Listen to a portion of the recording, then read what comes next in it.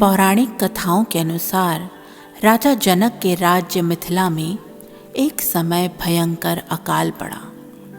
वर्षा न होने से प्रजा अत्यंत दुखी थी।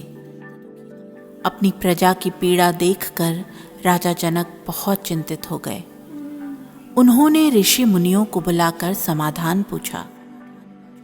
ऋषियों ने बताया कि यदि राजा स्वयं खेत में हल चलाकर भूमि को जोतेंगे तो भगवान इंद्र प्रसन्न होंगे और वर्षा होगी।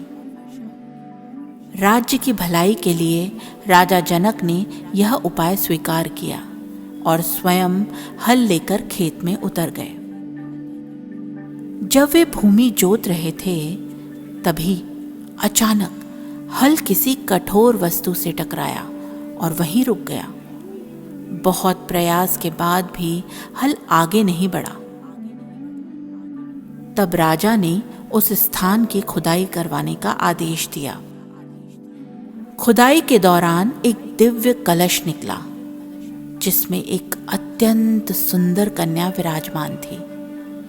यह अद्भुत दृश्य देखकर सभी आश्चर्यचकित रह गए। राजा जनक की कोई संतान नहीं थी, इसीलिए उन्होंने उस कन्या को अपनी पुत्री के रूप में अपनाया।